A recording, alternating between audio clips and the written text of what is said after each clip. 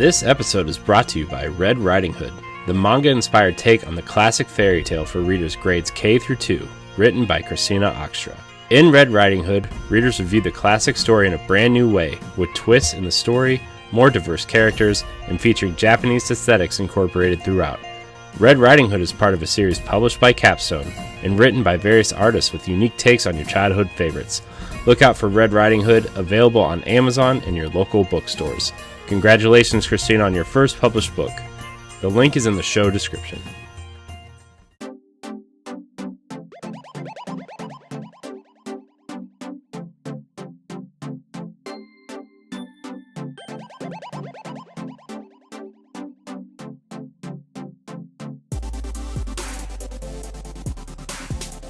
Hello everybody, welcome to Nintendo Pow Block, episode 211. I'm one of your hosts, Corey Dirrig, and alongside me, as always, is that retro code, Eddie V. Let's have some coffee talk, y'all. Oh, okay, wow. That was not what I was expecting to come out of your mouth just now. Anyways, also joining us is you know what, Celeste? I wrote this down. I wrote it down because I didn't want to forget it. Hold on. I wrote it down. I feel special. Our Hylian heroine, Celeste Roberts. Well, will Nintendo make me the main character in a Zelda game? I'll take it. Yes. Or I will take an NPC. That would be fantastic. That'd be awesome. By the way, guys, she's part of another Zelda podcast, so that's where it came from.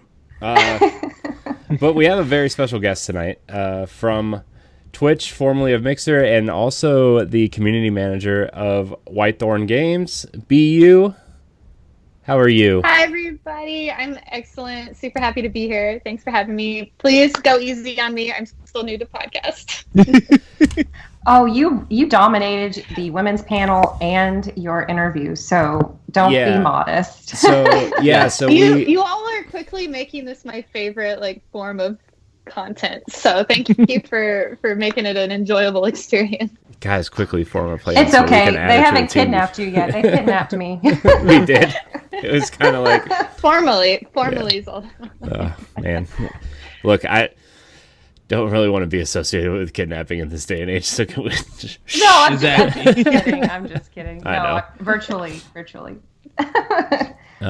But BeeYoo, why don't you tell everybody kind of what you do and where you kind of what you do on the internet, and so our audience can kind of maybe become your audience. All right, cool. Well, I'm BeeYoo. It's BeeYoo, like the honeybee. But I've been a live streamer for about 6 years, from Twitch to Mixer, back to Twitch. And that led me into a job in the game industry, where I am now a community manager for Whitethorn Games. It's a indie game publisher. I specialize in comfy, cozy indie games and build community. So it's really fun. I do all kinds of stuff with them, and so that's quick rundown. That's awesome. I'm very excited for that teacup game you guys have coming out. Yeah, isn't it cute? A little frog. I'm so excited about it. It looks like someone took a bunch of characters out of my kids' storybooks and decided to make a game out of it. And I'm like, this is nice. This is, with all the stuff that Gamescom just happened, and they were showing the Call of Duty trailer and all these things blowing up and people murdering each other. I'm like, this is nice. This is I look, I'm a big Destiny player, and I'm all about shooting stuff and having a good time with my friends, but look, I downloaded Windbound and I downloaded Paper Mario, and I'm like, I just need this change of pace a little bit. And I saw that tweet of yours, I'm like, that is a good change of pace for what I'm used to seeing on the TV. I got to see that one before we decided to take them on. So we get to play a whole bunch of games. People will pitch us games. Hey, will you publish us? Here's what we need, and we'll see if it works out, and we make a good match.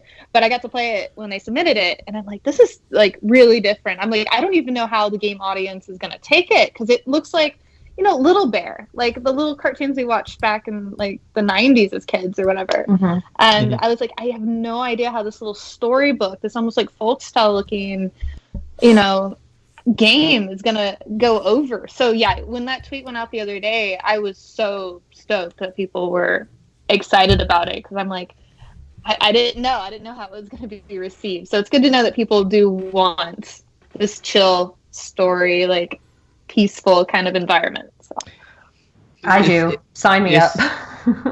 There was a casual kind of like a casual direct that came out, and like most of those casual games, like laid back chill, a lot of people were like, I want this. Like, I want this on my system. So I think games have definitely this year has really changed a lot of people, that they're willing to play anything and everything. And if it has a cute look to it, or it feels interesting, people will pick it up. If you bring it to Switch on physical, you will make money. Yes, please. I think that's we all talk about. Yeah, we all talk about physical stuff for Switch and don't even care about the Nintendo tax. But a lot of those games will sell out on day one, day two. Yeah, the physicals are definitely, like, when you get to publish the physicals, really cool. But it's hard to limit it, because the amount of money it costs to make the cartridge, get it approved, get the box out there, get it distributed, all the like, your indie game is $7.99. Mm-hmm. How do you make a physical and make money back on it is really hard. So that's hard for the comfy cozy indie games. But I'm hoping by them gaining popularity, I would assume the AAA titles are going to be like, wait, there's money here. Like, we can make cute games too. A lot of people will probably get more physicals that way. But yeah, a lot of people will pay the $40. Because they got that collection that they know that they couldn't get into the store, and it's something really special to them when it comes to Nintendo. That indie physical, it could be a 3-hour physical, 3-hour game. It gets the physical stuff, as long as you can give it a digital soundtrack, some nice artwork and stuff. People will pay the $40 and have it. It could be Choo Choo Rocket, Smile Bit, second deluxe edition. If it's a really cute game or something, people will pay that $40, and it would sell like quickly. Good to know. Yeah, I haven't gotten into that space too much, so I don't know what people are willing to do for that. Do you think they need to be a limited run? Do you think there has to be like only so many copies made? I think that's probably, like, I would say the smart thing to do to partner with someone like Limited Runner, because like, even though people want it, it's usually like a loud minority, but like they'll sell out quickly if they know there's a limited amount, That's, I mean, I have a few limited run games, and they're like, I am lucky that I got them because they sell out almost instantly. I got Super Meat Boy and I got Ukulele for Switch, and they are gone real fast. And probably fan gamer who did Undertale, like, they do a good job with all of their stuff. Yeah, plus like Limited Run has a deal with Best Buy where they'll sell their limited run copies through Best Buy also, but it's a different cover. So then people get like, they double dip there too, because they were like, oh, I want both covers. And the limited run one has like this specific numbering system, and then the ones they sell through Best Buy have a specific numbering system. So it's like, it's all kinds of craziness. That's a rabbit hole. Like, if I was 10 years younger and single, I would have fallen down that rabbit hole, but I just can't do it. And it don't have to be when the game actually come out. People will take, like, if you take 4 to 6 months and see how the game is doing and stuff, and feel like you made enough to do physical, people will do it. They'll be like, oh, that cool. And then show the box art and just show some of the things. People will put their money down and get it, because they know that even though it's limited run, that collector ender would be like, this is the one and only time chance I could get it, unless you guys are going to do a second run. And it's special to them.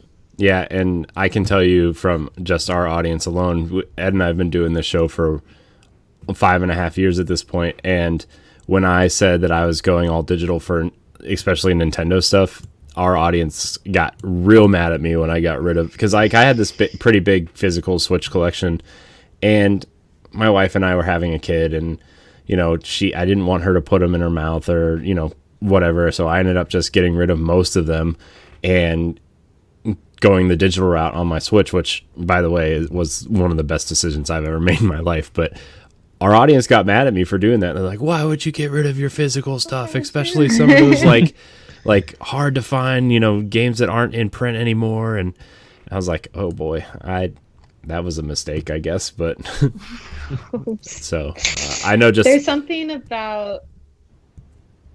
Go ahead.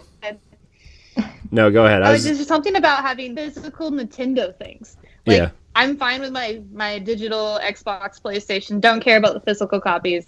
Nintendo, though, I'm like, I need it in my hands. And I don't know if that's from, growing up with an NES and going to the flea market and getting cartridges. But, I have to buy my Nintendo games on cartridge. And I don't know why. But only Nintendo in my life that way. It's one of the things of regret. People don't regret games buying it on Xbox and PlayStation because a lot of those games end up being backlogged. If you don't get that Nintendo game when it comes out, you're going to regret that you didn't get it because there might never be another run of that game again. And you'd be like, I wish I could play this. And then if you want to... Oh, go ahead, Jess. Corey. I was going to say, not just that, but you see Nintendo prices go, it's like most companies will drop their price, $20 within a month, $30 within a month and a half. And then by the time 4 or 5 months rolls around, you can get it for $20 or $30 on Amazon or whatever. Nintendo, you see 60, and then once in a while Amazon will have it for $10 off. But once that print runs out, unless it's a really popular game like Zelda, but Fire Emblem right now is actually really hard to find physically. And you see that price just start ticking up to the point where what was it? There's a game, I forget what game it was, but it was $30 when it came out. It was an indie title, $30 when it came out. Now it's the physical copy is $70 or $80 if you want to get it because it was limited print, and once those cartridges are distributed and they don't want to pay for more, they're done.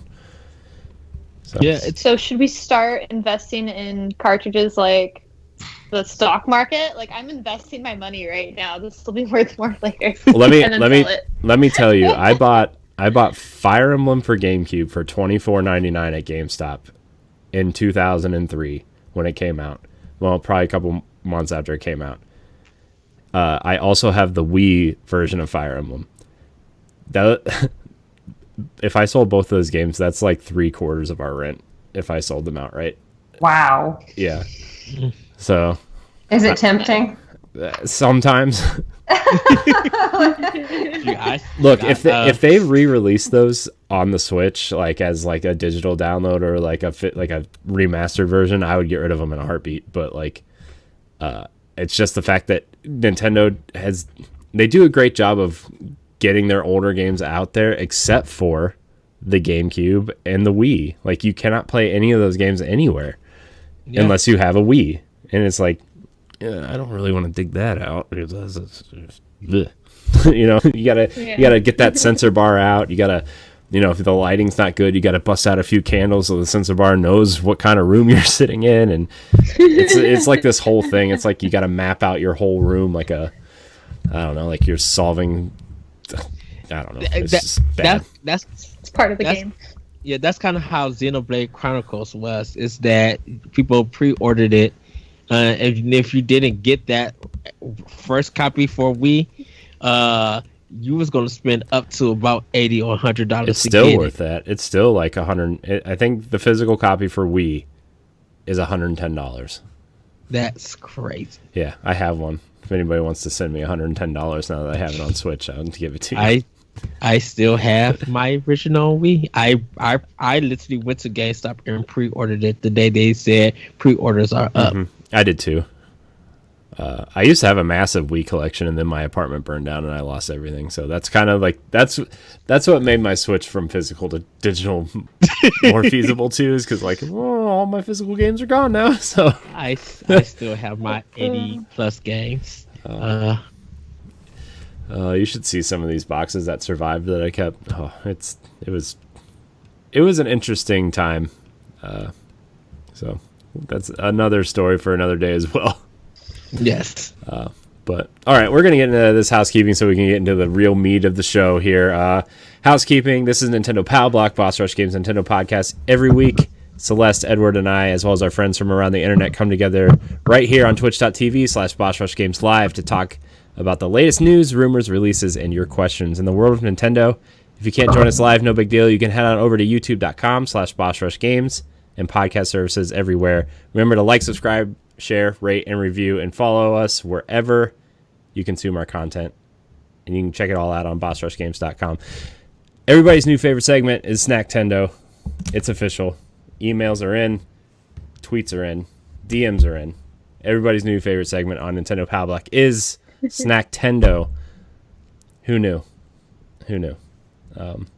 So BeeYoo, basically the premise of this topic is so Ed and Celeste can talk about food in a way that is, within the show instead of before the show, and then we start, that's how this thing was introduced, and then we started talking about other things, and yeah, this segment just sticks now. It's just part of the show now.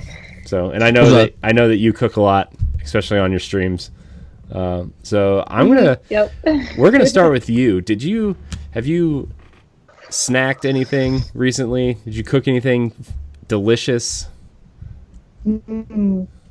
I have been cooking so much lately, and everything has been delicious. I had no idea that I could cook as well as I've been cooking. So I just moved into a new place, and I've got like this decent kitchen, and so I've been all about it. Let's see, what did I make last? I did a dish that was couscous as the base, and then I roasted chickpeas and corn, and then I glazed some carrots and honey, and I made this cumin yogurt drizzle for the top of it, and it was just all layered and delicious. And it's when I found the recipe, it's like, oh, this is super healthy. It's not going to be any good. I mean, it'll be fine, but it'll be kind of lots of vegetables, right? But no, that cumin yogurt sauce that I made was so good, and it brought all those flavors together, and the sweetness of the honey on the carrots, and I was so just amazed with how delicious this healthy recipe was. Yeah, so that was my last dish that I streamed making. So I was really happy with that one. It sounds delicious. Yeah, it sounds when you can be healthy and enjoy it, it's definitely a win. Yeah, that would be nice. Yeah, I'm gonna have to get that recipe from you maybe at some point. And I'm gonna hook you up with some Mill Lime. Mill Lime's the app I've been using. It's a free app. And yeah, you pick out your recipes that look good, and it builds you a shop. And if you go to the grocery store, you can just click off everything that you just bought, or you can link it up with your Walmart delivery or Instacart, and it gets all the ingredients delivered to your house, and it just takes all of the hard work out of oh, that sounds way better. Prepping and the shopping. Yeah, it's changed my life. It's weird that you mentioned it. There was a 3DS cooking game like that it was teaching you how to cook from around the world, and it gave you a grocery list of everything that you needed. So when you go to the grocery store, you'll get the item and then click on your 3DS and get a point for it. It was really cool. That's cool. Yeah, I've never heard of that one. Yeah, I need that. I think Nintendo made it. It wasn't a first party game. It wasn't Cooking Mama, was it?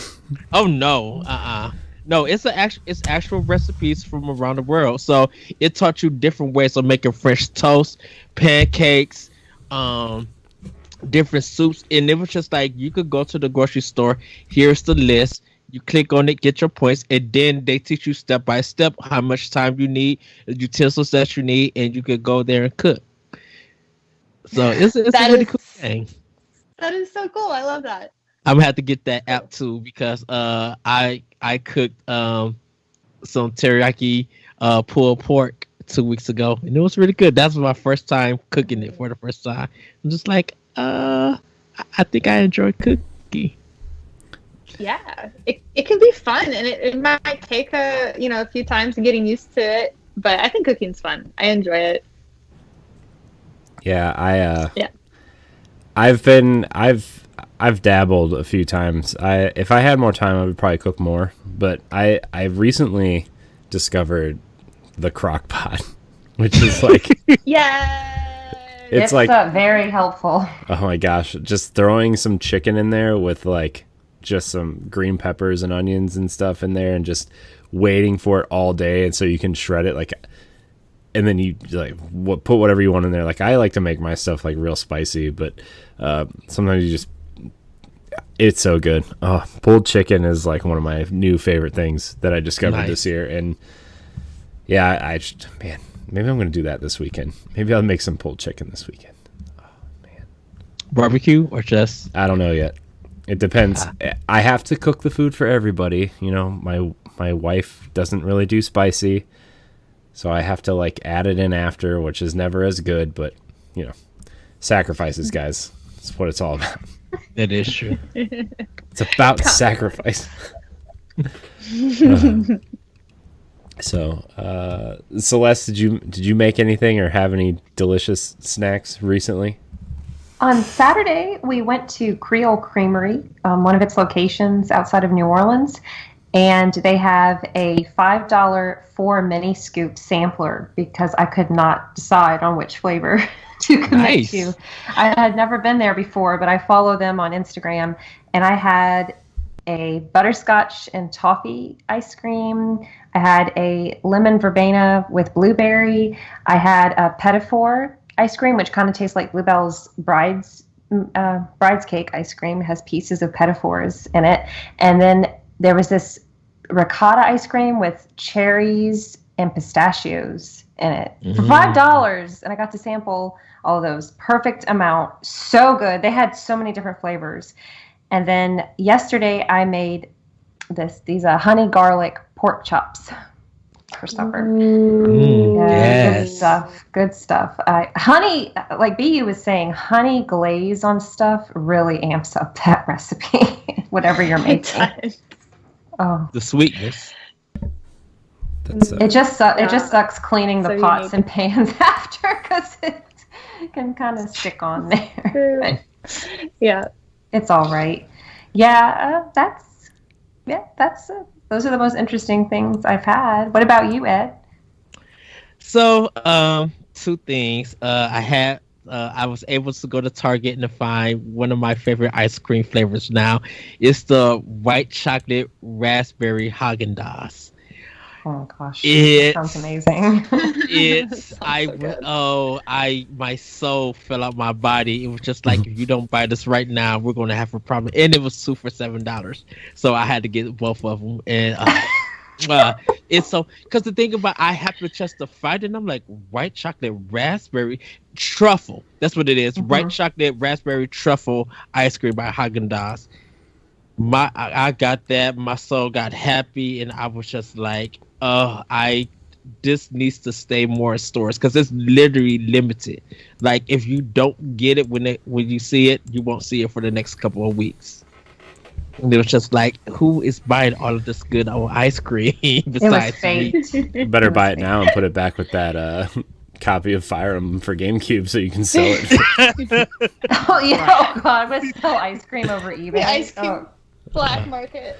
Look, you think it's ridiculous, but I was listening to a podcast the other day, and people are still selling like the Halo 3 Mountain Dew game fuel from like 2007 on eBay for like $20 and $30 a bottle. I'm like, that's so gross. People were doing that with that Ghostbuster High C too. Yeah, that stuff. I think I'm gonna vomit live for me. Yeah. My last. Oh, go ahead, Corey. Oh, I was gonna say I'm a big Giant Bomb fan, and they made Jeff who runs it. He's like, he has a bunch of old like game stuff from when he worked at GameSpot and stuff, and they had promotional drinks for like Halo 3 and Reach and Call of Duties and everything, and like they do this premium show called The Hotspot, and it's just like where they just F around for 90 minutes or so on a podcast, and they're like, drink one. And he drank the Halo Reach one that's like 10 years old at this point. He's like he like watching the video version, you just look at his face, he's just kind of like takes a sip, and he just kind of like thinks about it for a minute. He's like, "Yep, it's about as bad as you think it would be." 10 years later. Oh wow! I bet it's a little flat. Yeah, a little flat. Yeah. So it's. Right. Thank you. So my last one is I show Celeste this. This is Fanta new pina colada.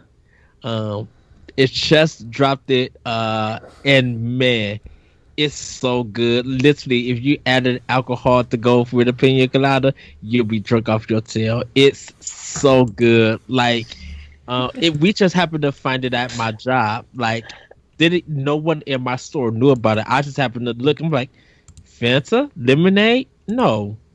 Took it out the cooler. It was just like, pina colada. I literally bought my associate one when I brought one, and we both drank it and fell in love with it. So it's been selling out at our store. So yeah, Fanta pina colada. Yes. You guys need to refreshing. Follow. Oh, go Super ahead. refreshing. Yes, yeah, that sounds. I was just gonna say refreshing and also a mixer. They know their audience.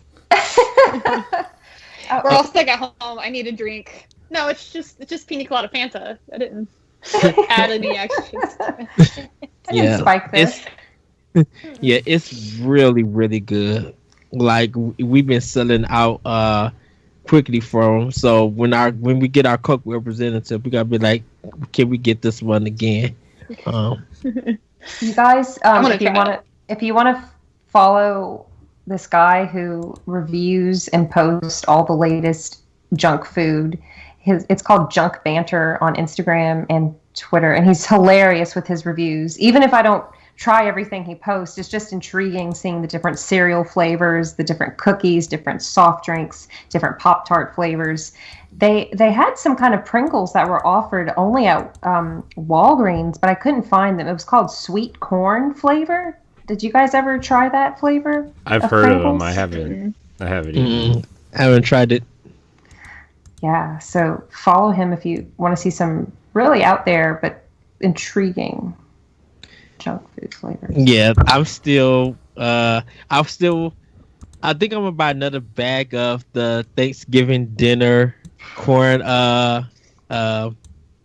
candy corns, because I really want to try it when it's actual Thanksgiving. But the sweet potato, I think they had like sweet potato candy corn flavor in there. Really good. I would Nobody take that likes candy corn. That's the biggest I like lie. Candy corn. No, you don't. This is a lie. Yeah. This whole show is a lie. And I like the little mallow cream pumpkins too. No. Yeah, I love those too. I like to make like little graveyard dirt cakes with them, and like the Milano cookies. Yeah, you take the Milano cookies and you make them the headstone. I really need to rethink the cast of the show. Maybe you just make some chocolate pudding and grind up some Oreos for the dirt. And put some gummy worms. I think my time on this show has come to an end. Thanks everybody for watching. Just give Corey a Twix cookie and cream, and he'll be good. Man, don't even not now, dude. No, dude, they got the big mini bags. I know they do. Stop. I know. Trust me. As someone who always thought about for the last 4 days is something remotely sugary, I'm well aware. Yeah. I just seen my job. I'm like, oh, they got the big bags now because they was only selling the regular Twix ones.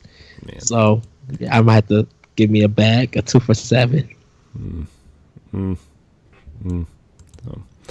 well, I guess the only thing that I've eaten is that rice paper stuff. The fried rice is it's so good.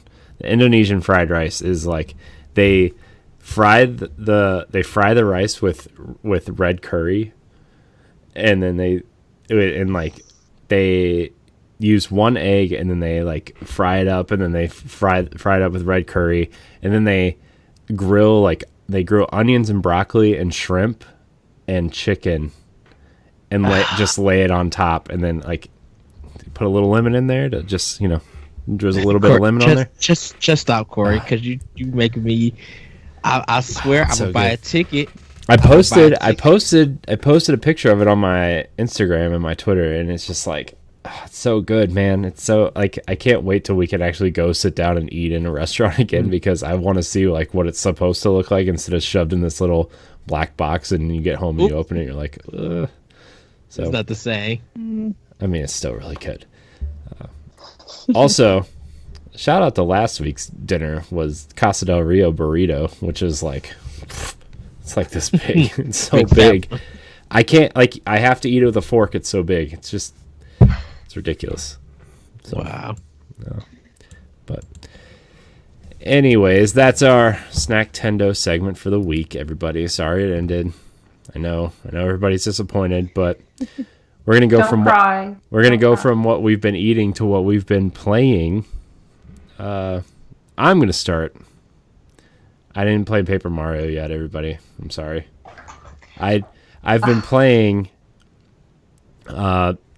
Team Management Simulator and Web Design Simulator. Team Management Simulator. You went to work today? I'm not doing that for fun. Did you get that for No, Oh, gosh. it's no. I'm saying I've been having meetings with people on the team about certain things that people want to do, and then I've redesigned our website again so it's cleaner. Because every time I redesign it, I'm like, this looks good, but there's something off. I don't know if I like it, and then I go and try to fix it, and it's just I hate it. I hate the way my brain works because like certain things you just have to say that's good enough, and you need to stop because you're gonna drive yourself nuts. And I can't. I don't have that ability to turn it off. I tell you that a lot. You do, and guess what? I totally ignore you and go the other direction, and like I gotta fix it. It then comes back to me, be like, "Ed, I'm so tired. I've been working on this thing." I was like, "I told you to stop." I redid our whole menu system now, and I'm 10 pages into 36 of reorganizing everything we've ever posted. It's just You're ambitious. Very ambitious. I mean, that's how he works. Look, I don't know. I want it to look professional and fun and sleek and whatever. So that's kind of what I've been doing. But I've been playing some Switch stuff. I've been playing a lot of Crosscode still. Very close to my game of the year. If you ask me on any random day, it might be my game of the year. So it's like this top-down 16-bit action RPG. It's really good. It's really satisfying because like the leveling system is kind of like the sphere grid from Final Fantasy X, and like it's just really satisfying to unlock certain things. So I've been playing a lot of that. Let's see what else I've been playing. Hold on, I have my Switch right here to remind me because I'm so lost all the time.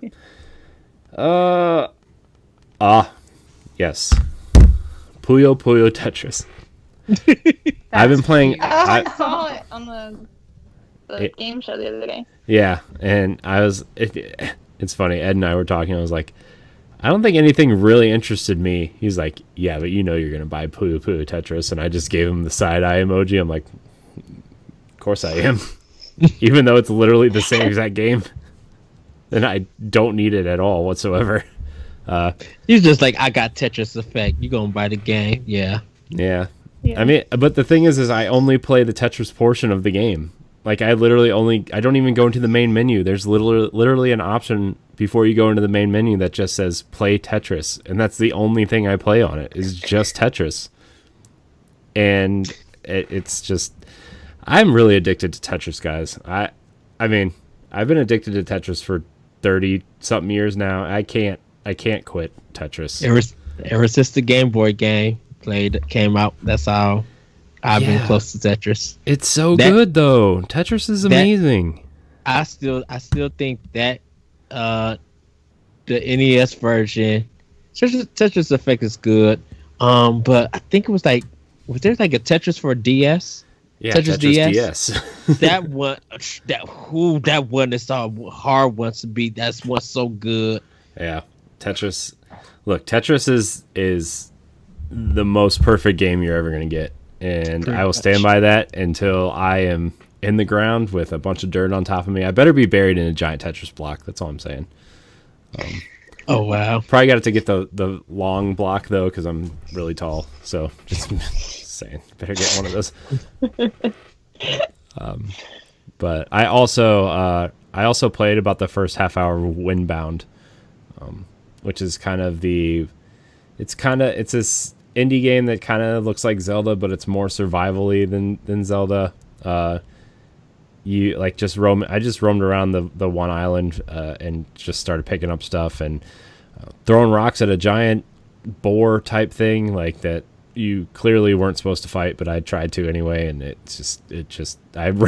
charged me, and I was running away from it, and it was really cool. But it's kind of resource management, not heavy, but there's a lot of resource management because the whole thing is you're building your boat to sail to other islands, and you live on your boat. So you can make your boat bigger, you can make it taller, you can add, rooms to store stuff. It's almost like you're building a houseboat and you're sailing to these other islands to collect resources to build your boat, but also it has that Zelda aspect where there's monsters you can fight and some caves and stuff that you can explore. So it's really neat. I only played about a half hour of it so far, but it is definitely something that I've been looking forward to for a long time, and I really like it. It's got a really neat art style too. So the crafting is easy to do. Oh yeah, it's pretty simple from what I've done so far. It's not like overly complicated. Kind of you need to find 17 sticks and 14 rocks to build a door. Okay, well, sure. But yeah, it's really fun. I really like the art style.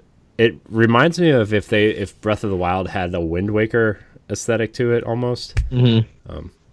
So highly recommend from the half hour that I've played. It's $30. I wonder if it have like that Oceanhorn 2 look to it. I don't know. I don't really know anything about Oceanhorn 2. I did like Oceanhorn 1 though. Yeah, they went with a whole different style because it's more 3D. Yeah, it's definitely more like a 3D Zelda game with Oceanhorn 2. But yeah. I also play a little bit of Overwatch on Switch, which is not great. So I wanted. Didn't even know it was on the Switch. Yeah. It was. What? Look, it was on sale, and I'm like, I love Overwatch. I can't really play it a lot anymore, so maybe if I have it on the Switch, I'll get back into it. It's not worth it. I mean, it looks good. Like it looks like Overwatch, but the frame rate is slower. Right, it runs at 30 frames instead of 60 frames a second, and it's just kind of like it's just like every other Switch game where like it's a good port of the game on Switch if that's your only option, but if you have other options, please take the other options. It's one of the things that people was waiting for. And then when they got announced, people were just like, "Oh, okay, we already knew." Look, there are some exceptions, like the Switch ports that are actually like just as good or even better. Like Diablo on Switch is very good. Diablo on Switch is very good. Crash and Spyro ports are very good. I would even go as far as saying the Doom and Wolfenstein ports are pretty good ports. Obviously, if you have the option to play it on Xbox or PC or whatever, play those versions, but if you want to play it on Switch, like it's totally a viable thing. Overwatch, not recommended. Not so much. No. But since I'm on the Nintendo team, I bit the bullet for everyone a year after it came out to tell you that it is not worth not worth purchasing. Hey, thanks for saving me some money. Yeah, a year later. Someone won it for one of our prizes. Yeah. So yeah, I mean, look, it's fine. Like, it's fine. It's not bad. It's fine. But if you want to play it somewhere else. That's my very late year later review of Overwatch on the Switch. It's fine. Play it somewhere else. So, anyways, Ed, what are you playing? So, I finished Coffee Talk. It's a game I do recommend that you guys play on the Switch. So it's great. It's a great visual novel. It's really funny. You get into the stories. You are making coffee for the people who come in. And it gives you a really good feeling. I think the only con that I have about this game is the music. And Celeste, don't take this wrong. I like the lo-fi chill house music. I really wish they had more tracks throughout the game that plays. Did you go on your phone and change the different songs? See, I didn't know that. Okay. I thought because the thing about companion app. Huh? Yeah. Well, there's a phone thing that's in the game. It lets you to check what kind of coffee I'm sorry. Yeah, there's a phone in the game and you can change. There are like about 15, 20 songs you can choose from. Yeah. Oh, okay. But see, I thought it would play the whole soundtrack, and it doesn't throughout the game. So it'll play like about 4 or 5 songs, and then it will repeat. And I was just like, this is really weird. So that was and I think the game doesn't tell you that you can select your different music, because it's mostly like when you use your phone, check what kind of coffee that you have discovered that you can make, and kind of check on the people who you know and stuff. And you don't really think about the news section or the music. It is cool that if you make a latte and you want to design it, you can. Mm-hmm. So you can go in and make some designs. It does have replay to it, so you can go back and change some things to find out what the true ending is. And it changes everybody's story for it and stuff. But I kind of got somewhat like reasonable ending to it. It was really cool with it. Gala is my character. He is a werewolf who is a nurse. Where he works in administration, and he's just something about him is just so cool. You see like all of these scratches and stuff on him and everything, and it's really, really good. So I do recommend Coffee Talk to play. I also been playing We Should Talk. So I did pick it up for Switch. So I was mean to the girl. I broke up with her. I told her, I don't want you. You mean nothing to me. I wanted to see what happens when you didn't care about her. And it shows a little animation at the end that she actually ended up leaving and she's crying. It's kind of sad, but I am replaying it, doing different choices. And it's a really great game with it. And it's so chill. Sorry to use that word again, but it's so chill that you don't have to think about the decisions, really. You just really say what you feel like you want to say and see where it leads you with it. So We Should Talk is definitely a good recommendation to get. You'll probably play around about 5 or 6 times, making different options and everything. Some of them was going to hurt their girlfriend. Some of them might actually, keep you guys together, but it's up to you to play. I only did that one ending, so I'm going back to do it. A Short Hike. I also picked up and played. Really beautiful game. It has a to me, okay, so it's a mix of 3DS and Toomba on PlayStation 1 with the sprite based looking thing. It's the way that you would think when you look at it. When you look on a handheld, it looks like a 3DS game, but when you put it on the TV, it's like this Toomba big sprite kind of looking game. Really beautiful, really calming. I got to the part where I got this headband for this rabbit. So I gave the headband to the rabbit, and he's just like, "Oh, this is the champions one. I could run my race and stuff." And I'm still collecting shells, and it's just like there's so much to explore before you just get to the ending of the game. So it really is such a cool game. Shay from Another Zelda podcast, he's played it, talked about it. I think he's finished it too. And it's so good. Contra Collection, I streamed on Sunday, doing some new stuff with that. Of course, played Ikaruga just for fun. Picked up Final Fantasy Crystal Chronicles on Switch, but haven't started it yet. I'm sorry. I hear it's doesn't hold up well, I'll say.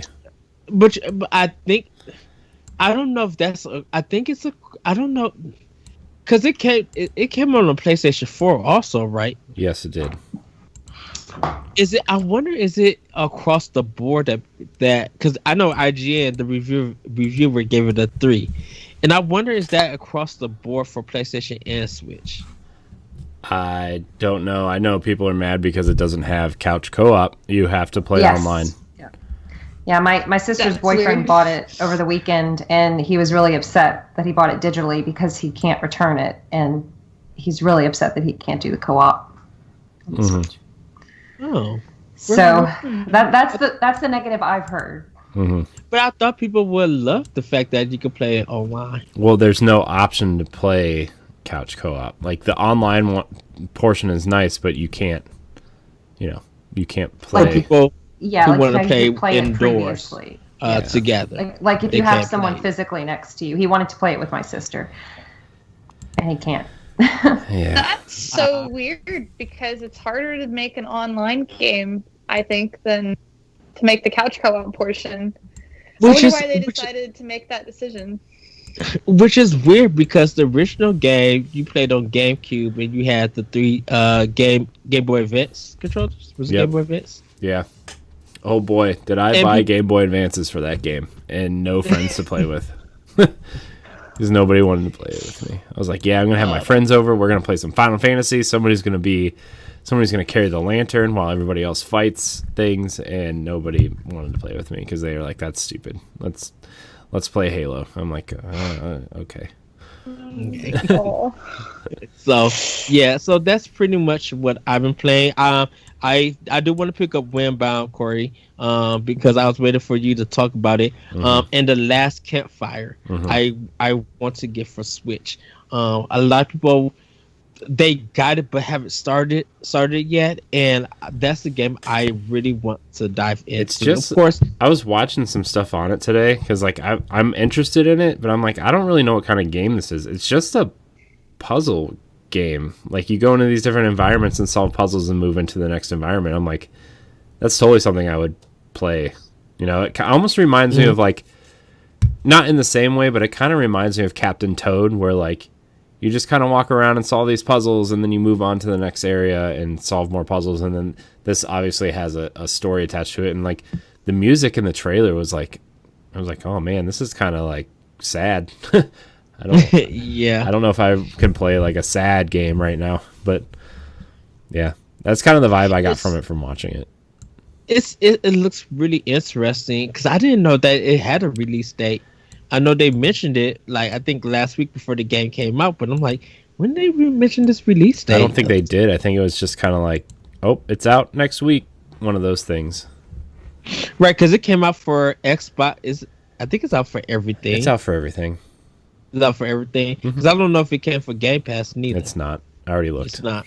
Trust me, if it's not on Game Pass, I automatically, like, it's funny because I use Game Pass as, like, I find the indie games that I like to play, like, oh, this game looks cool, I'm going to go buy it on Switch now. Because, you know, like, that's kind of, if there's indie games on Switch or on Game Pass, that's what I use Game Pass for. I'm like, this looks like a nice game on Switch. I'm going to go buy it there, please. So I did that with Crosscode. I did it with Streets of Rage. After we played Streets of Rage 4, I went and got it on Switch. Like, just, yeah, I do that. Yeah. So I will be turning back to Breath of the Wild, and Paper Mario Origami King, because I was doing Ghost of Tsushima for a particular reason. But I will be jumping back into those games. I hope Tunic comes to Switch. I don't know if it will off the bat. I wonder if it's I wonder if it's just Xbox owned. It is. It's Xbox. It's for right now. It's an Xbox exclusive, and they will not confirm if it'll come to anything else. Okay. And PC. Because everybody wants Tunic, and that's one of my. If I had to say anticipated games for Xbox, that is it. You know, Halo Infinite was, but it's been delayed, so now it's Tunic. And, yeah. So that's pretty much what I've been playing for Switch. Mm-hmm. Before I start buying more games. Yeah, you should stop buying games, Ed. You should not be like me and buy games and let them sit on your Switch until something else comes out and you have no room and you have to delete the ones that you haven't played yet. So pretty much about all my consoles that I own that I buy. Yeah, I'm a terrible digital hoarder. So, Celeste, you playing anything fun, interesting? I've also been playing We Should Talk. I've had about 3 or 4 different endings, and I'm really enjoying it. BeeYoo is actually with the studio Whitethorn Games, and they're the ones who created that game. And it's really cool because you can scroll to change the sentences, and that changes the tone, like Ed was saying. And I want to know more about the girlfriend. Like, she's really intriguing to me. You get snippets, and I want to play more and more because I feel like the story is going to come to me that way. It's going to evolve the more I play the game. So that's really cool if you like visual novels and you like changing sentences for different tones, different contexts, things like that, connotations. And I've also been playing NeoCab. I completed it yesterday, but it's one of those games that has a lot of replay value where you can interact with characters more than once if you want to. You don't have to interact with all of them it's up to you, and you can have different endings to the game. So I had I would say, good ending yesterday. So I'm going to play it again when I have some time to see what some of the other endings are. But I love that game. It is really creative. I think I told you, Celeste, that it's on my wish list to get. It's good. What was the other game that I told you? Because you mentioned another game on Twitter. Is there another one? Well, I want Teacup. Is that it? That's probably it. Yeah. Yeah, I would like Teacup when it comes out because it looks so cute and chill. Yeah, I can't wait. I don't know when we're getting a demo. We've been doing, because of COVID, there's been more demos this year. So a lot of our games have been making little demo slices. So I'm hoping Teacup, because it's going to have really cute like little puzzle games in it. And, you're on an adventure to find tea herbs. And it's going to be super chill. What have you been playing, BeeYoo? If you have time. I haven't been gaming at all, really, since I moved. So about 2 months of like very minimum gaming. But the other day we had to move our old office stuff for Whitethorn into our new office, and our new office isn't done yet because things are taking forever. So I borrowed a TV and the entire Nintendo Switch library that I had in the office. I was like, I'm just gonna put this, safely in my home. So I have like this plethora of games. So the other day I played some Mario Kart with friends, but I did a poll on Twitter, and I think Mario Odyssey is gonna be my first. Like, I'm gonna sit down and play a game. So I've got Mario Odyssey, I've got Luigi's Mansion, Yes. I've got Fire Emblem, and there's just like so many. There was like, I probably brought 15, 20 games home. But yeah, those are like the top in my vision right now for that. And I've got a TV. I stole a TV from the office, borrowed a TV from the office, and so now I've got a whole setup. So you're going to be busy. Yeah.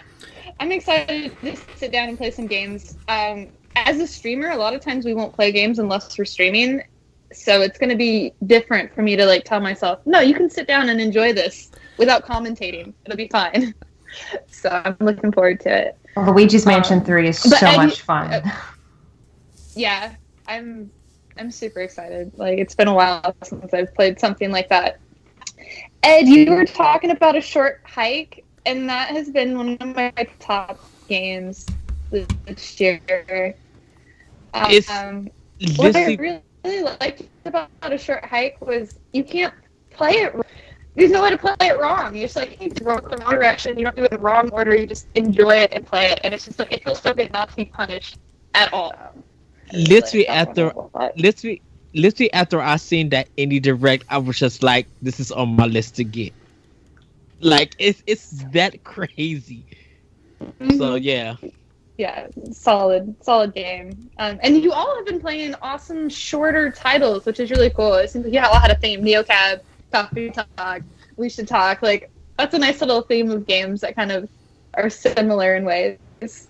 I saw someone tweet about how I'm an adult. I'm 30 something years old. I need a game that's 5 hours or less, and I really related to that. I still love Zelda. I still love Mario games, but sometimes in the evening, I just want something I can complete and enjoy within a few hours. Yeah, there's a couple games like I've been playing Assassin's Creed Odyssey for what feels like 2 years now, and I've been playing and I've been playing The Witcher ever since it came out on Switch, and I'm just like, sometimes it's just nice to have that game. It's like I can beat this in 5 to 10 hours or less, and it feels satisfied at this point.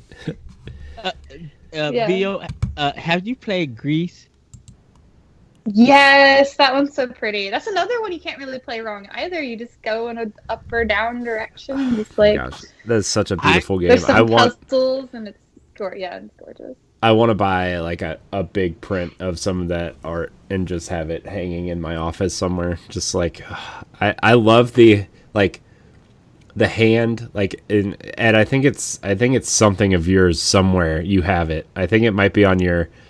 It might have been on your Mixer page. It was my Mixer page. Yeah, where it's just the hand that's crumpled. Yeah, like just that is just like. Once I saw that when I started playing the game, I'm like, all right, I'm just gonna be into this because like, I went to school for graphic design and stuff, but like, I was always in art classes, right? Like I think during high school I took something like 10 art classes, and then I went through like art history, and just like I was obsessed with art for the longest time, and I probably still would be if I wasn't so busy. But like just playing through that game and seeing the visuals throughout the game and watching the colors change when you unlock certain things, it's just like it was the best game I played that year. Like as it's one of those games that I still think about constantly. Zelda is one of them. And then, very rarely do I think of any other games. And, like, Gree is another one that I'm just like, I think about this art at least once a week. I'm just like, man. It was one of the games that just came out of nowhere. And then it was just like, is anybody talking about the beauty of this game? I always say Santa Monica needs to take this art style and make a God of War game with it. But it was just like, this is something that no one is doing. And this just feels so original. I'm sad that it's a short game, but it was just like, this adventure is like, I want to see more of it, but I kind of don't. Like, it feels like it concluded right. And it's just, I don't know. It's special to me. I feel like if I had to do a top 50 games of all time for indie, Grease would definitely be on that list. Yeah, it's definitely. I'm not like I wish I was more of an indie game guy, but I just like I don't know. It takes something really unique and special to grab me, and like that was one that was like that grabbed me. And it just, when I finished the game, it just kind of like, it's one of those games that you just feel almost like an emotional attachment to it too. And when you finish it and you're like, man, this is just like, I'm bummed that I beat this game because I just want to play it again. But yeah, have fun with all those Switch games, BeeYoo. It's you're in for something. I have a lot of catching up to do. I've been really behind, so. Yeah. Now, I will say about Luigi Mansion 3, you're going to laugh at the intro before you even get to the hotel. Yeah. Yes. Let's just say it involves Toad and a bus. Oh, boy. It's not like scary or anything. No, it's just comical. The situation is just absurd. Yeah, it's just can't wait. Yeah. All right. And you gotta let us know your favorite level. That's all I want to say. Okay. I will make it my homework this week. I thought I was going to have time over the last 2 days when I found out about the podcast. I was like, oh, I'll totally sit and play games and I'll have something to talk about with Nintendo stuff. I said the same thing. The day went by like that. Yeah, I said the same thing, and I did not. So, life gets in the way. Yeah, life. Life. Yeah. All right, we're going to kind of just, I don't know, these topics are just kind of like, I mean, first of all, did anybody in the Nintendo Direct Mini Partner Showcase, did anybody see anything in there that was really gonna grab them and say, "Oh, I'm gonna play that"? Yes. Oh, jeez. Here we go. Probably a lot, but I don't remember because it was last week. Okay, so I know. I'm with you, B. definitely for me, it was the Final Fantasy collection because I never got to play those games on Game Boy. Oh, the Saga games? The Saga ones. So I was just like, oh, this is going to be cool. Let me tell you, I have a copy of Final Fantasy Legend. You can have it the next time you come here. You can just have it. I will pay you to take it. I will pay you to take it. I'll put that money towards my ticket then. Oh, well, it's not very much money. Game. Oh, wow. Yeah, it's interesting. The Rocky game kind of looked like, at first I'm like, is this ready to rumble? Yeah, that's what I thought first too. I was like, is this ready to rumble boxing? And then I got like kind of excited, but then I remember the one that came out on Wii was really bad, and then it said play as your favorite Rocky characters. I'm like, is Rocky even like really relevant anymore? Like Creed is kind of like its own thing now, and don't get me wrong, Michael B. Jordan is a fantastic actor. By the way, side tangent, not even game related. Did you see, well, first of all, the Flash movie is going to have Michael Keaton be Batman again, which is very exciting. Did you see the rumors that we're spinning off where Michael Keaton's going to play old man Bruce Wayne in a Batman Beyond movie starring Michael B. Jordan as Terry McGinnis? Oh, please let that happen. I got really excited. But then I was like, that's probably not happening because that's way too good of an idea. Oh, I love Batman Beyond. And the way that they treated that animated series, I'm just like, I can't believe. Because, once again, half of it got cut off, got canceled here. But the whole season was made. So, but yeah, I would love to have that happen. Heck yeah. Anyways, continue. Sorry, I just got really excited because we were talking about Michael B. Jordan and stuff. So, okay, so oh goodness, y'all gonna get me on this. So yes, I am going to be getting Just Dance 2021, the new one, and I definitely want to do it for a Boss Rush review, because I brought my sister Just Dance back in the day and had a good time with it, and so I want to do it. I want to buy it for my own and really dance because I'm a choreographer. So I'm just like, I want to see if my body can still handle dancing in the way that they do it. So I'm going to be buying that. Fuser looks good for harmonics. Yeah, that's kind of like it's kind of like the digital version of their card game that came out last year or 2 years ago or something. And that game is so fun too. Me and Larry got to play. Larry has it, and we played it on there. It's so fun. So when I see I could mix Cardi Rae Jepsen with Michael Jackson. Oh yeah, like all the mixes and music that's coming into my mind. I'm so super excited for that with Fuser. Fuser had a massive booth at PAX East, massive booth, and I never really got to even look to see what Fuser was, but everyone had swag and they went all out at PAX East. Yeah, that'd be interesting. Harmonix does a good job with music games, and I think this avenue, this kind of that they went with their music games, has been really more successful than them doing. I think Guitar Hero or Rock. No, was it Guitar Hero? Then Rock Band. Harmonix was Rock Band after Rock Band. They were doing Guitar Hero, and then whatever Activision fight they got in, they went to Rock Band, and then they started doing Rock Band, and Activision continued Guitar Hero with like the old Tony Hawk team or whatever. I think. Okay. Maybe. Yeah. I'm probably gonna pass on the Kingdom Hearts Melody one. Because I rather have still Elite Beat Ages, but I think Final Fantasy There's a Rhythm is what I prefer. That was the one that was on 3DS on it. Was there anything else that I'm missing? I know the tank game, I was just like, I'm not about to deal with this. I did tanks playing the Atari game War. Nah, I'm not about to do this free to play game. But I think that's pretty much it that I had. Where I wonder if I'm missing anything. I want the Taiko no Tatsujin because I played it. Oh yes. Yes, I used to play it with my coworkers in Japan at the arcade, like the physical one at the arcade in the local mall. And when I saw it was coming to Switch, it made me so excited. I've never played one.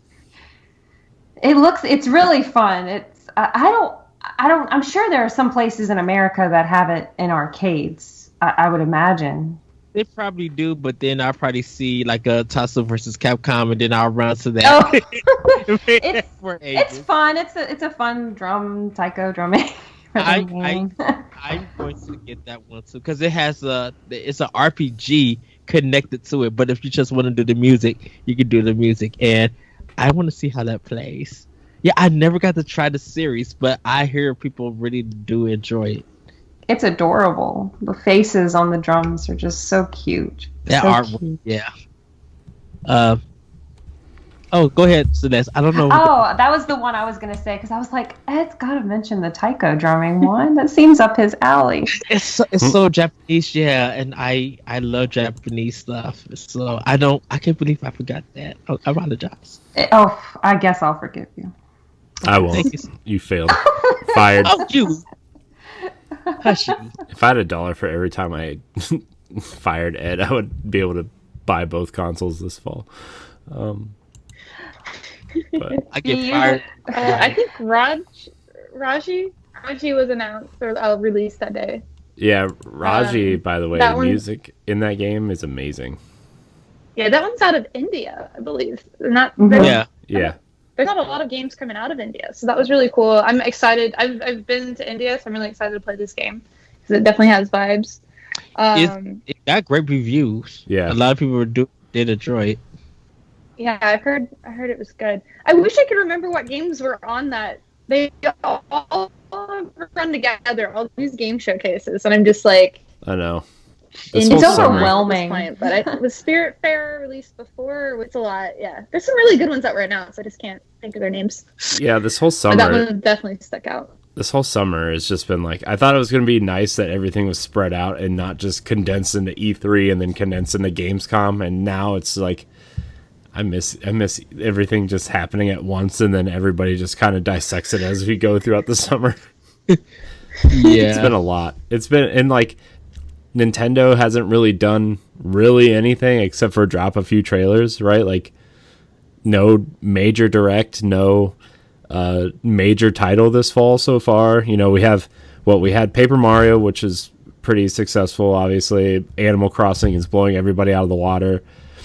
The Pikmin Deluxe game comes out in October, and Pokemon Snap maybe sometime in November, and like that's kind of it so far, unless they like supposedly there's like another rumor direct for September to announce the 35th anniversary Mario stuff, but it's like probably not.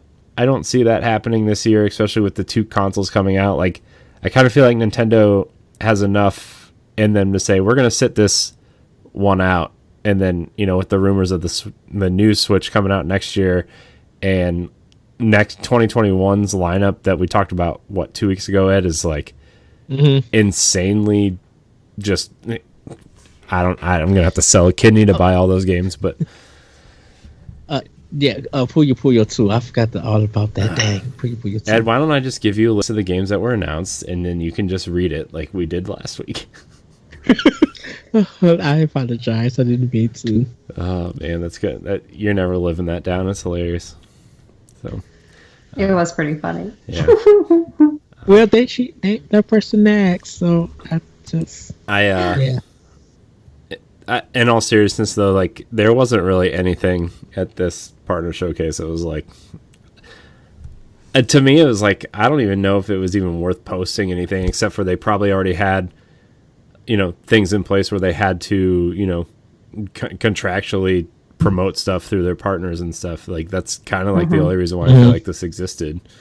But, I think it was a good way to say, hey, we do got some stuff that's coming out. So, yeah, but there wasn't like it just didn't feel. I was way more excited about the indie showcase. Yeah, like as somebody who doesn't play a lot of indie games, like the indie showcase was like way more exciting than this one. I don't know. All right. I just think it was like a really cool thing. Just to be like, hey, this is stuff that's coming for the fall. If you guys want to check it out. Yeah. All right. We're skipping the next two topics and going straight to the question block because we've been running a little bit long. You can email the show to have your question read on the question block at wow. I just totally blanked on our email address. NintendoPowBlock@gmail.com, just like Rebecca did.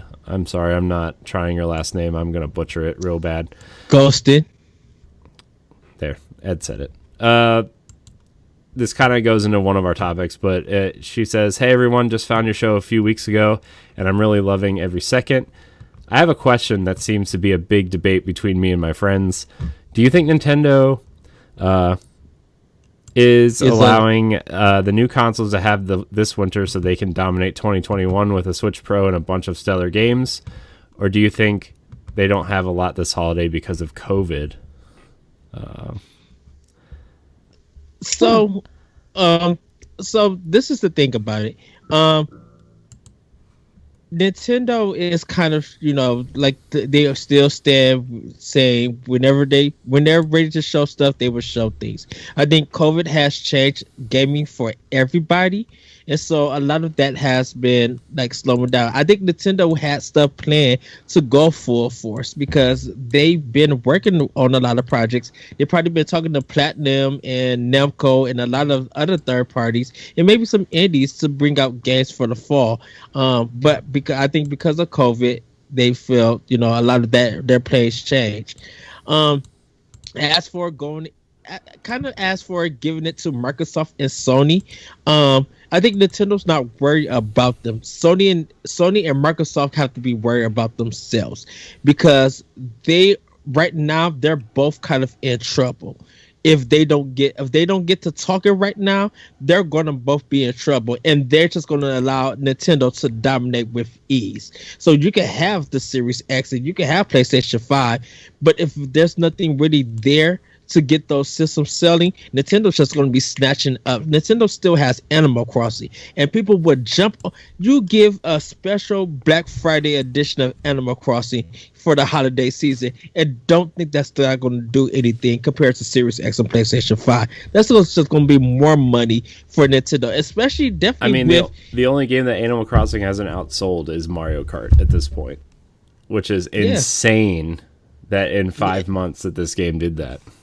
And Mario Kart is still selling. It's still on which means we're never getting another Mario Kart. I get it. Just keep rubbing it in, Ed. I've been playing this. I've been playing the same game for 7 years now. Give me a new Mario Kart, please. Just give it to me. I don't care. They're probably working on it. Give me Mario Kart 9. Give me a bunch of new tracks, and then let me just download the Super Nintendo pack where you remake all the awesome Super Nintendo tracks. And if you want to make money, that's how you do it. Just saying. Mario Kart Maker. Yeah, why not? That'd be, oh my gosh, pretty sweet. BeeYoo's my new favorite person on the internet. Mario Kart Maker, I need it. I need it. Oh wow, that would be adorable. Yeah, so I think Sony tried it. Remember Mod Nation Racers? That existed at some point.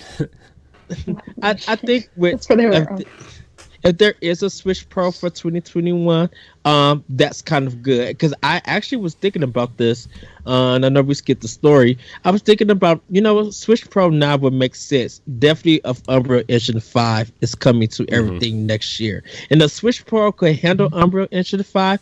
I think that's going to allow not only the indie developers, but maybe even Nintendo with some of their games in AAA, to really bring out some more games using Unreal Engine 5 on a more powerful system. So I think right now Nintendo is good to go. There is such a great position that they don't have to worry about Microsoft and Sony. Like I said earlier, Sony and Microsoft have to be worried about themselves right now. They need to get to talking, and they need to get info out there, because if they don't, Nintendo is going to continue to dominate over them with ease, COVID-19 or not. Yeah, I think, like you said, Ed, I think it's the right time for a Switch Pro, because, like, not just Unreal, but I'm saying, like, if they're going to continue to get third-party support, even if it's late, right? Like, they're going to need, these new consoles are going to be doing things that, Nintendo won't be doing for probably 20 years, let's be honest. So if they want to keep up at least with the third-party kind of support and have it easier to port these games down to a less powerful console, I think the time is now. And, like, maybe you launch it with something like Breath of the Wild 2 or the Metroid Prime HD trilogy that's been rumored forever, or they have enough big things announced and or rumored that they could launch this thing with, that it would sell anyways. Like, oh yeah, of course all these games will play on the Switch you currently have, but if you want 4K Zelda, you can buy this Switch Pro, because that's the rumor. Pro is Zelda and Breath of the Wild 2 together, crazy. Also, like, money. Like, what they could do to almost not save money, but make it more practical, they could put processing power in the dock to make these games run better as well. That rumored 4K, like, I still don't think Nintendo's going to do 4K. I'm sorry. 1440p on the TV output max probably, but even if you got some of these games to run a little bit better, as great as Breath of the Wild is, it still stutters a lot, right? It just does. It's that the Switch. It's a miracle that you get these open world games on the Switch, right? The Witcher, I can't believe runs on the Switch. It's an ugly game when you put it on the TV, but it's great in handheld mode. But if you just give it a little bit more juice in the dock and, a little bit more powerful insides, longer battery, I think people will eat it up, Is 2K possible? Yeah, that's what I'm saying. 1440p, 2K, I guess people call it. I guess, I don't know. Yeah, I didn't know what if 1440p was equal to 2K. Yeah. Okay. So I don't know. I would be all right with that. I just, I've had my Switch since launch. I'm ready to upgrade regardless. I held off from getting the one with the bigger battery life because I knew this was probably going to happen at some point. And if they're looking at Switch as like a long-term platform in the way that Apple looks at iPad, or, people look at phones and stuff, like, this is probably 4 years. That's probably a good time to say, hey, we need to refresh this thing. Also, can we just attach the Joy-Cons already, right? Like, can we just do it? Can we just put them on the machine? I'm sorry, Joy-Cons really just bug me. They were cute for like 5 minutes, and then you could get a Switch Lite. Excuse me. He has one. Excuse me. Oh, so you have it. I do. Dual wielding some Switches over there. I think they can still do the Joy-Cons. I think they just need to have bigger buttons. No, and I think the Joy-Cons are still going to exist because they're such a big selling point in that platform, and they're making buku bucks off of those colors. And the customization people are doing with them. There's no way, right? It's like the 3DS faceplates. Once they've started those, like, it's not happening. It's wishful thinking, really, Ed, is what it's really coming down to. I want Nintendo to make a Switch for me and only me, and not the 60 million people that already own one. That is true. It's time. Nintendo needs to cater to me, Ed. My wants and needs. I'm important. Which is no Joy-Cons. 4K. 60 frames Zelda. No breakable weapons.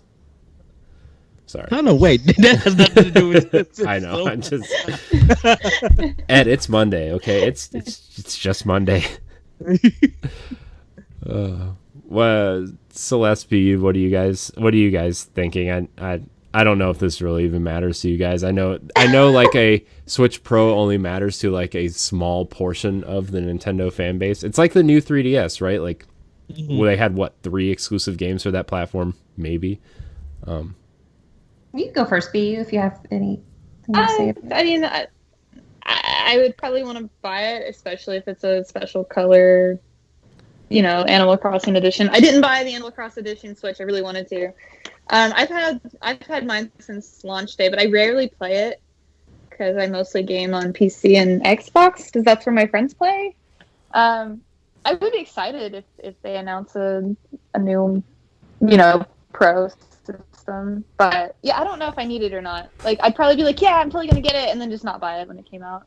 Like, that's probably what I would. You know what's going to happen? It's going to probably be like pressure. I think it's going to be not peer pressure, but pressure as in everybody's talking about this and I want to be a part of it. Let me get this. Yeah. Mm-hmm. Order, like, just having a couple drinks like one night and just like, oh, it's on. It's my money for the month. Like, I'm a Nintendo fanatic, so I would just buy anything that Nintendo on it. I'll be like, yeah, it's a Pro. I need this. Like, there is no end. It's a bus about it. It's hard to say no. She's gonna have that Fanta pina colada mixed with something. And order the Switch Pro. That'll be my courage juice for the night. That's funny. I'm thinking about the 2021 rumored lineup for Switch that we talked about a couple weeks ago, and it's just a monster lineup for them.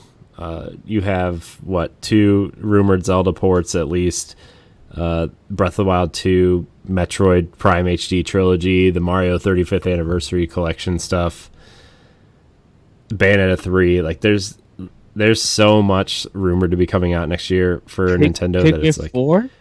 Nah, I don't think we're gonna get that anytime soon. It probably depends on how well Pikmin 3 sells in October, which it will because it's on Switch. And if Kamiya's tweet is true, but it got removed, we may actually have Astral Chain 2 next year. Yeah, it's only been a year, dude.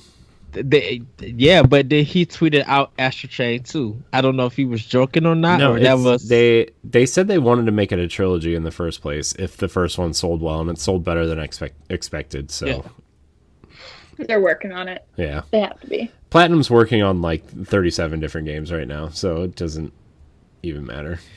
And most of them probably going to be from Nintendo. I don't know actually. I mean, once Bayonetta 3 is published, Bayonetta's free game after a year, I've been hearing. So, you think? Yeah, unfortunately, I do think.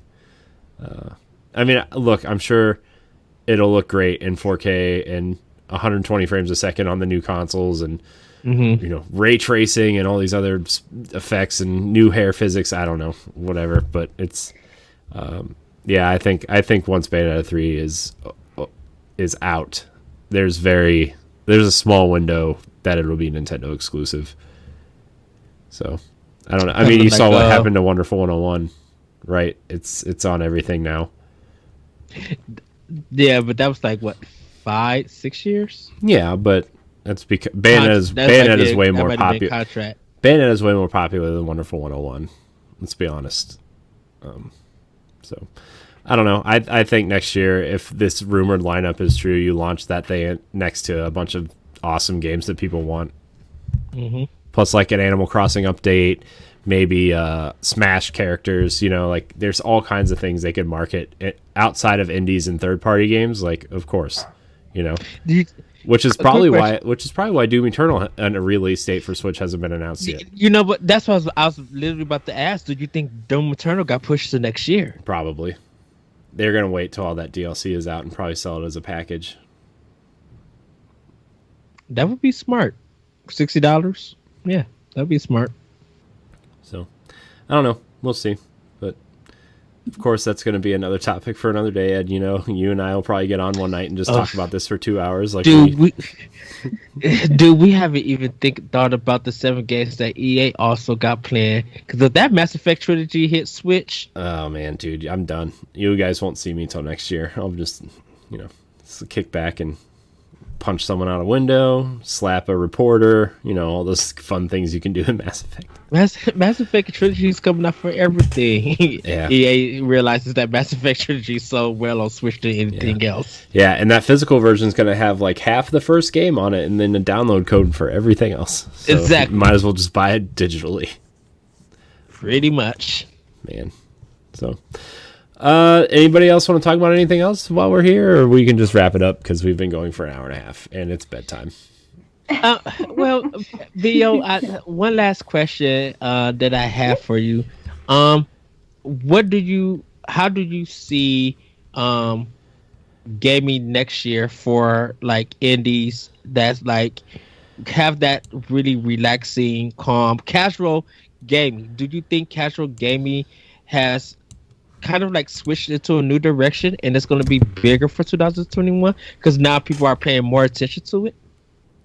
Yeah, it's been really fun to watch it grow in the short time I've been working with indies. I mean, even at PAX East and PAX South, I was going to panels about, is there space in the gaming world for comfy, cozy games, like wholesome games? Is there a place for it? Do people want this? And then, I mean, as soon as 2020 hit, like you started seeing more come out, and it's really been gaining traction on Twitter, and our games have been selling like really well. We had a game called Evans Remains. That's a puzzle platformer, visual novel. I bought and it. Everyone has been. I hope you like it. Let me know. But yeah, everyone's been eating them up, and I think it's just gonna explode even more. And I mean, I'm wondering if with everyone being at home, if hobby game developers are making more games that'll be announced later on this year. And things like that. I think it's going to get bigger. I think a lot of us are at home, working from home. We can take a 15-minute break on our consoles. You're homeschooling your kids and things.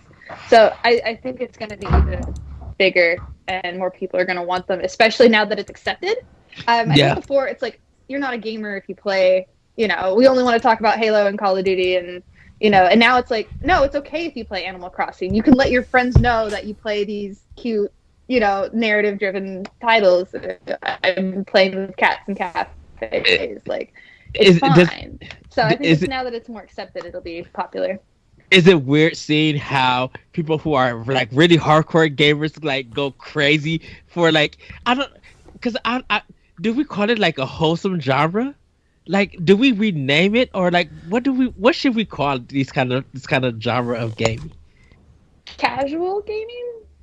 Yeah, I think it's lost because like wholesome has its own titles, like because wholesome usually means there's like some good message in it, right? Or and not all of the comfy games or the casual easy games are in that wholesome title. Yeah, so I think it's still trying to find its branding a little bit, but so like casual, it's geared towards casual.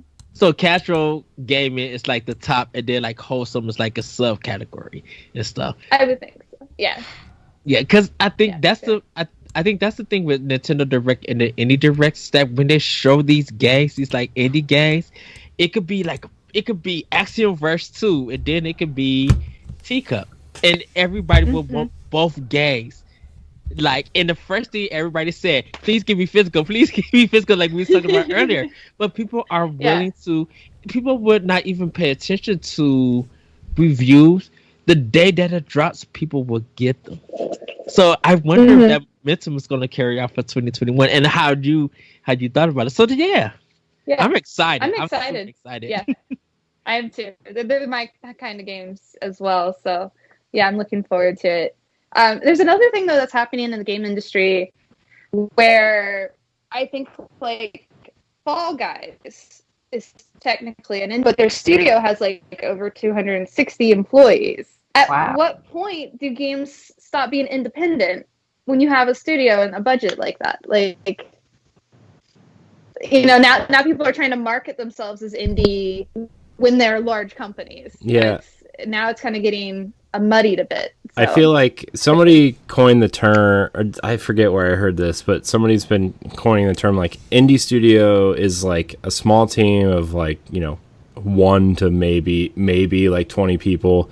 And then somebody's been coining the term like triple I, which is like the size of triple I. I haven't heard that one yet. Yeah. I've heard double A.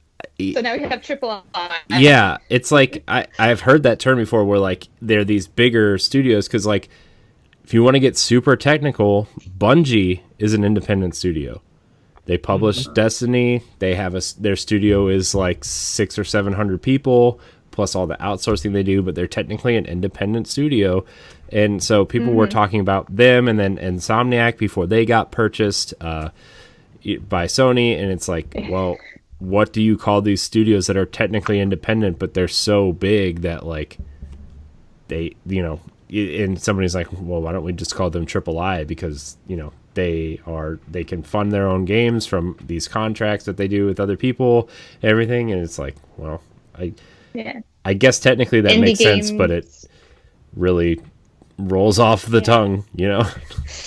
Triple I. I mean, yeah, that works because I mean they're independent games, but on a AAA budget. Yeah. But I don't think you can use that term because that makes like people who don't understand how game development works. It makes them hold games that are made by 1 or 2 people against a game made by 260 something people, and you can't compare those two games. My studio tweeted the other day, and they're like, "We're going to be called H." Like, just like a tweet with the letter H. Like, we're not. We're just going to make our own up because it's just getting ridiculous. Make your own category. Yeah, that's funny. Yeah. That's fun though. Yeah.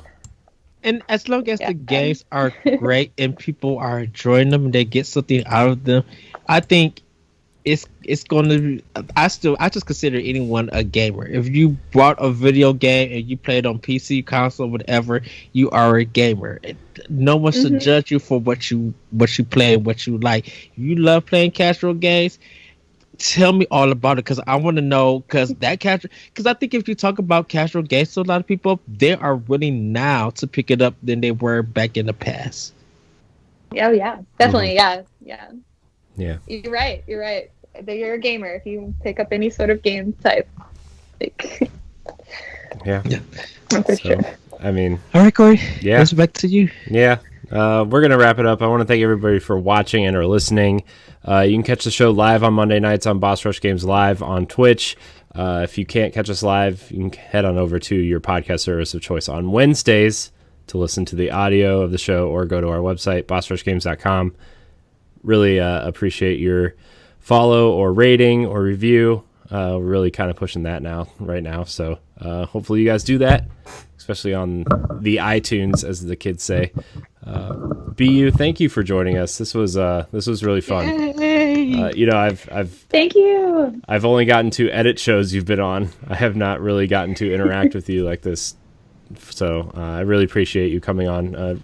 Tell everybody where they can find you again.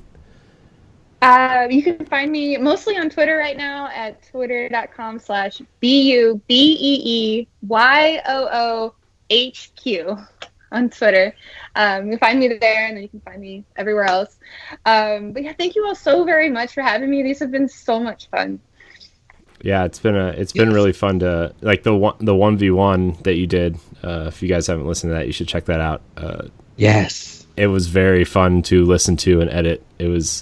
It's just really insightful to hear other people, like, you know, because I think it's safe to say that, especially when you were streaming on Mixer a lot, you're bigger than us. People know who you are, and like it's like that feeling of like it's really fun to hear people that, you know, are really doing things that I wish I was doing more of. It's just like it's fun to listen to and see the insights and everything. So I really like that 1v1. Celeste, you did a good job at interviewing her, by the way. Yeah. She was driving Celeste. that. She was driving that car. I was just a passenger. No, you made it super comfortable and easy to talk, and like even after the podcast ended, we talked probably for another 30 minutes. Yeah. Oh, she's already boss rush material. I know. I know. Yeah, It was so much fun. I'm on board. This is so fun. Yeah. It was so, yeah, I enjoyed that. I love hearing about people's passions, and I think everybody has a story. Yeah. So, BeeYoo, you're welcome back anytime on anything that we do. So, Thank you. really glad you joined us tonight. Celeste, where can we find you? You can find me on Twitter and Instagram at Fairy Crypt, and I'm also with Another Zelda podcast on their social media and their website. Cool. Ed, I don't care where you are. I'm just kidding. Wait, what? I'm just kidding. Where can we find you? You guys can find me on Twitter at @RetroCode. You can also check out World 11 Podcast on poppingback.com. Also check out my podcast Optional Opinion on SoundCloud. I will be getting 2 new episodes, and everybody get ready for next month because the video games volume 6 is Technic-tastic. It's going to be releasing soon, so you guys will be able to read the blogs and hear the podcast of us celebrating all things technical about video games. And then get ready for October because the history of Mass Effect discussion will be happening. But we also got a thing planned for Talk the Walk, where me, Celeste, and Billy will be talking about Gone Home. We're getting that all planned together, so just get ready for that discussion. I cannot wait to hear. Yeah, that's a new show, everybody. It wouldn't be your Boss Rush show without announcing a new show, I guess. Talk the Walk actually got really good reception, so that first episode kind of put it out there as a book club episode for like a feeler, and got really good reception, so we're gonna probably try to do it once a month, it seems like, for the foreseeable future, so look out for that. Like walking sims. Yeah. I guess that's, I probably should have prefaced that, like, yeah, it's a walking sim deep dive show, so check it out. Oh my, I'm on board. Yeah, we just reviewed Edith Finch. We had like an almost 3-hour long conversation about it. Yes. Well, I just want to know what y'all are playing along with, so when I tune in, I can be like, oh yeah, Yes. I totally played it this week. Yeah, I want to know. That'll be super fun. Yes. Cool. Yes. So yeah, Go Home is the next game that we're playing for it. So Nice. So you can find me at IamCoreyNHD on Twitter and Instagram. You can find me on a plethora of other content here on Boss Rush Games, including our Xbox show, Arsenal X. Check out our PlayStation show that we just launched last week. Very, very good reception of that as well. Very happy for, Logan and LaRon and Nelly really kicked that off, and Brody from Diggity Podcast. So check that show out. Should be on iTunes soon. I hope Apple is just bored, I guess, and doesn't want to approve any podcast stuff. So, yeah, it'll be there soon. I promise. It's already on Spotify, though, so just listen to it there. So, anyways, thank you, Ed. Thank you, Celeste. Thank you, BeeYoo, for joining me tonight on this episode of Nintendo Pow Block. I want to thank everybody so much for watching, and until next time, we love you. Goodbye. bye, everybody. Bye, guys. Bye.